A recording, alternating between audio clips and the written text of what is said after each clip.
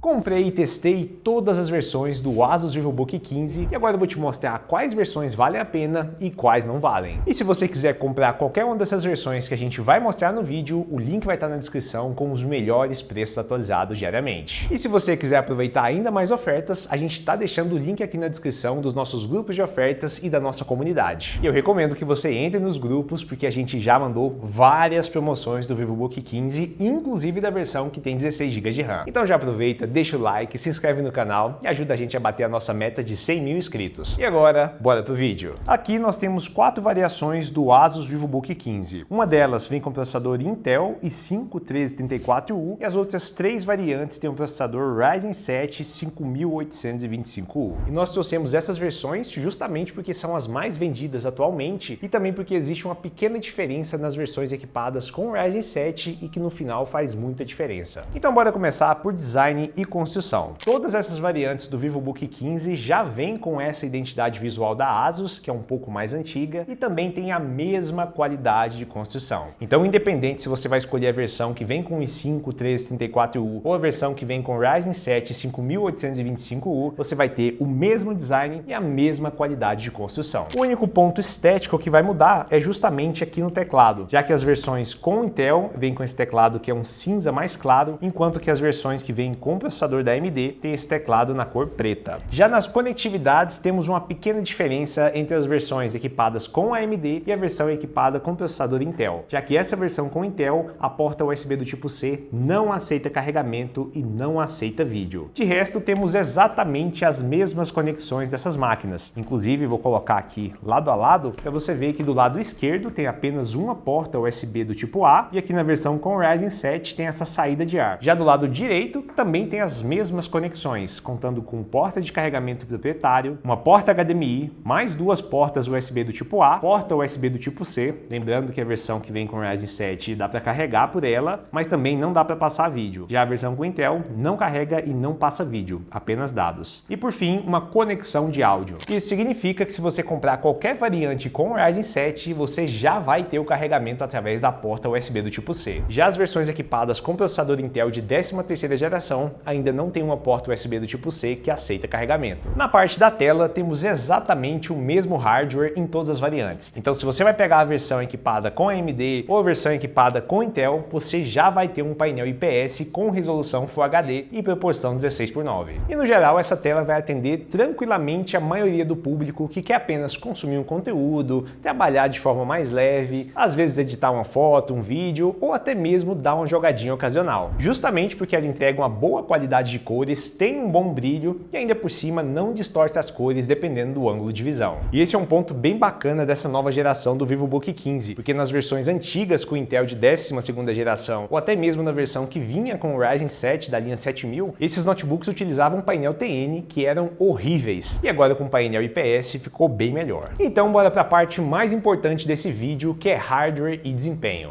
Mas antes de começar a falar especificações e te mostrar alguns testes, eu tenho que te mostrar exatamente quais versões que a gente está testando nesse vídeo. A primeira versão é essa equipada com i5-1334U e o nome dela é esse aqui, X1504VA NJ1739. Essa outra versão vem equipada com Ryzen 7 5825U e o nome dela é M1502YA NJ611. Só que essa aqui é a versão NJ611 antiga, que normalmente foi fabricada ali no mês 1, 2 e talvez até 3 de 2026. E é muito importante que você saiba que existe uma diferença das versões NJ611. Então já vou colocar aqui e pegar a outra versão NJ611. Só que no caso, essa aqui é uma versão fabricada depois do mês 5. Eu vou tentar aproximar aqui na câmera para você ver que é exatamente igual. M1502YA NJ611 e aqui dá para ver que foi fabricado em 2026-05.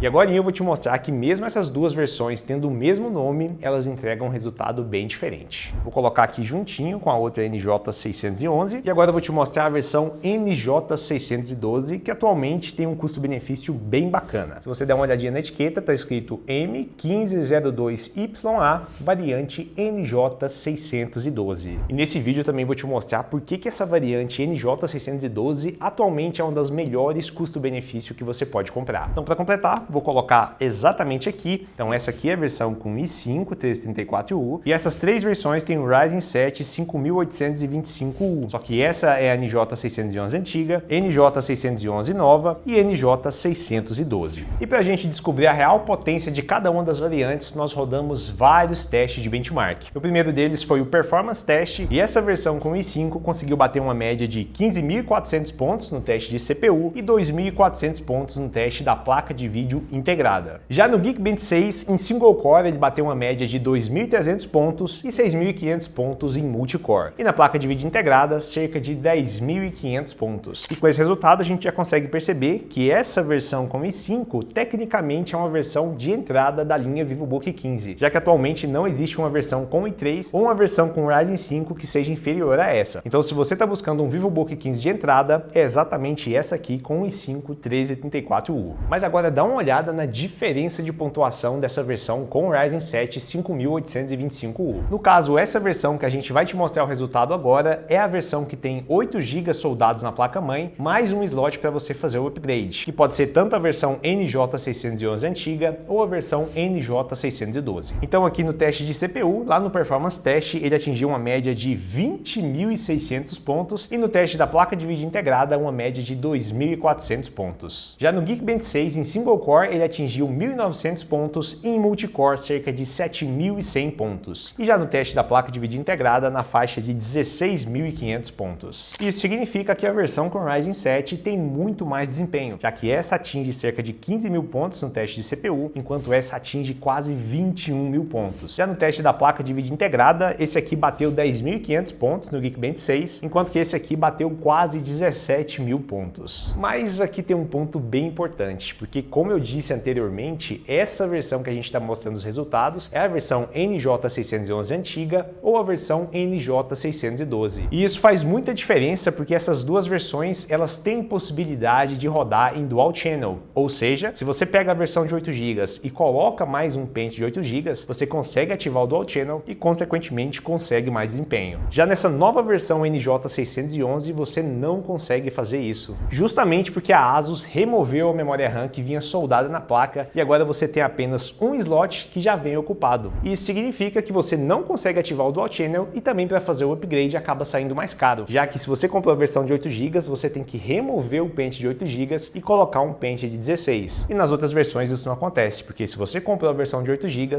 basta colocar mais um pente de 8 GB e você vai ativar o Dual Channel e também vai conseguir ter 16 GB de RAM. Então dá uma olhada nos testes de benchmark dessa versão nova NJ611. Aqui no teste de CPU, ela também conseguiu entregar um resultado bem parecido, ficando em 20.600 pontos. Já no teste da placa de vídeo integrada, aí ela atingiu apenas 1.800 pontos, sendo que a versão que aceita Dual Channel bate ali mais ou menos 2.400 a 2.500 pontos. Já no Geekbench 6, ela atinge uma média de 1.900 pontos em single core e cerca de 6.400 pontos em multicore. Então em single core o resultado é bem parecido e em multicore abaixou um pouquinho. E para completar, no teste gráfico no Geekbench 6, ela bateu cerca de 14.000 pontos contra 16.500 pontos da versão que aceita Dual Channel. Mas para a gente descobrir a real capacidade gráfica dessas máquinas, nós rodamos vários jogos. O primeiro dele foi o Fortnite com preset no épico no modo desempenho e aqui na versão com i5 ele conseguiu entregar uma média de 90 a 100 FPS. Já na versão com Ryzen 7 que aceita Dual Channel, nós conseguimos uma média de 130 FPS e na versão que não aceita o Dual Channel, uma média de 110 FPS. No Red Dead Redemption 2 com preset no baixo e na resolução Full HD, a versão com Intel conseguiu entregar uma média de 25 FPS, enquanto que a versão com Ryzen 7 que aceita Dual Channel ficou ali na faixa dos 30 FPS. Já a versão que não aceita rodou ali na faixa de 25 a 27 FPS. E para completar, no CS2 com preset no baixo e na resolução Full HD, conseguimos uma média de 62 FPS nessa versão com i5 e cerca de 80 FPS nessa versão com Ryzen 7 com Dual Channel. Já na nova versão NJ611 conseguimos uma média de 60 FPS. Então é muito importante que você saiba qual o real poder de processamento de cada variante para que você não faça a compra errado. A primeira versão e a mais básica seria justamente essa, com o i5 1334U, já que ela entrega um pouco a menos de desempenho e também não tem a porta USB do tipo C que aceita carregamento. Então eu posso colocar ela aqui como a versão mais básica e ela só vale a pena se ela tiver com valor abaixo da versão com o Ryzen 7. Depois nós temos essa versão que é a NJ611 da nova geração, que ela entrega um desempenho acima dessa versão com i5 334U, mesmo sendo só um pouquinho a mais, né? Mas ao mesmo tempo ela já entrega a porta USB do tipo C que aceita carregamento. Então, justamente por ter um pouco a mais de desempenho e por ter a porta USB do tipo C que aceita carregamento, essa versão fica ali no meio do caminho. Aí depois dessa versão NJ611 nova, nós temos a versão NJ611 antiga, que já tem a possibilidade de fazer o Dual Channel, só que atualmente é bem difícil você encontrar ela. Inclusive essa versão que a gente encontrou foi lá no estoque da Amazon, já que eles tinham um estoque um pouco mais antigo e estava vindo essa versão que aceita Dual Channel. Mas isso aí não significa que você vai comprar nesse estoque e vai receber a versão antiga. Mas se você quiser tentar a sorte, o link está aqui na descrição. Essa versão já entrega o máximo de desempenho possível desse conjunto e ao mesmo tempo tem um preço bem bacana que por muitas vezes fica bem próximo dessa versão. Então se você ainda conseguir encontrar essa versão no mercado, pode comprar sem medo. E por fim temos essa versão que é a NJ612 e que para mim é uma das melhores custo-benefício da atualidade. E se eu fosse resumir essa versão, ela é basicamente a NJ611 antiga, só que com um pente de RAM dentro do slot. Então aqui você já tem 8 GB de RAM soldados na placa-mãe e o slot já vem ocupado com um pente de 8 GB. Ou seja, você tem 16 GB de RAM DDR4 a 3200 e já vem com o Dual Channel ativado. Só que atualmente essa versão é um pouquinho mais cara e também um pouquinho mais difícil de encontrar. Eu vou deixar o link aqui na descrição com os melhores preços atualizados diariamente e também recomendo que você entre lá nos grupos de ofertas, porque a gente já mandou essa máquina na faixa dos R$3.000 com 16 GB de RAM e com o Dual Channel ativado. E esse vídeo com certeza vale o seu like, viu? Porque a gente teve que comprar e testar todas essas variantes para poder trazer a melhor informação possível para vocês. Então aproveita, deixa o like e se inscreve no canal. Já na parte da desmontagem, o processo é bem parecido. Você vai precisar de uma chave Phillips para remover todos os parafusos aqui na parte inferior e depois com uma espátula de plástico você vai soltando todas as travinhas até que a tampa se solte. Depois de remover a tampa, essa aqui é a parte interna do VivoBook 15 com i5 1334U. Aqui temos 8 GB de memória RAM soldados na placa e mais um slot extra para você fazer o upgrade. Lembrando que essa aqui é uma memória RAM DDR4 a 3200. Aqui temos um SSD NVMe do tamanho 2280, um sistema térmico bem simples e uma bateria de 43 Wh. Para desmontar a versão NJ611, você também vai precisar de uma chave Phillips para poder remover todos esses parafusos e depois é só soltar a tampa inferior. E aqui dentro pode ter uma pequena mudança dependendo da variante. Se for a versão NJ611 antiga ou a versão NJ612, você vai ter 8 GB de RAM soldados na placa-mãe e mais esse slot para você fazer o upgrade, lembrando que também é DDR4 a 3200. No armazenamento, ele também vem com SSD NVMe do tamanho 2280 e aqui no sistema térmico temos uma pequena diferença, já que existe mais uma saída de ar que fica na parte lateral, diferente da versão com i5 que tem apenas uma saída de ar traseira. E se você pegar a versão NJ611 da nova geração, ele não vai ter a memória soldada na placa e esse slot já vai vir ocupado, mesmo que você compre a versão de 8 GB.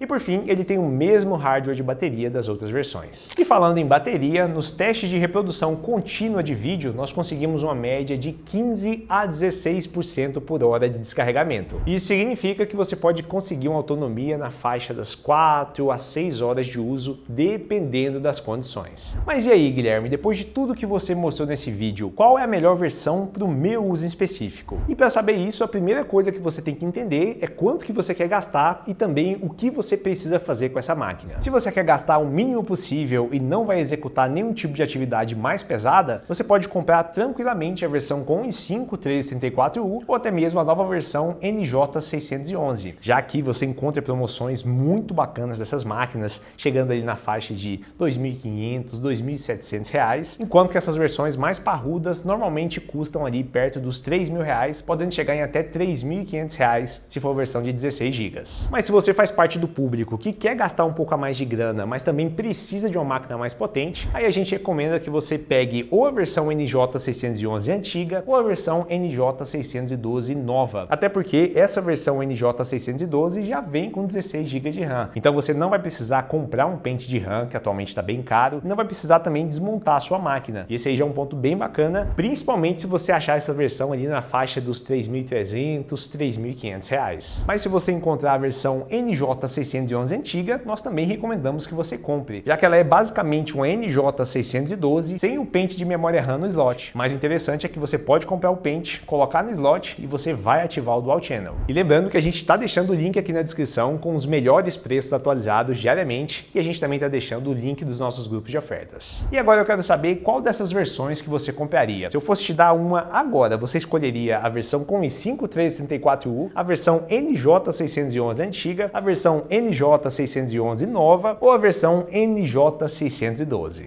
E caso você conheça qualquer outro notebook que entregue as mesmas características desse e que custe na mesma faixa de preço, deixa aqui nos comentários que a gente vai comprar, vai testar e se ele for realmente bom, a gente pode acabar mandando para vocês. Então esse foi o vídeo, eu espero que vocês tenham gostado. Se ficou qualquer dúvida, deixa aqui nos comentários. Um grande abraço e tchau!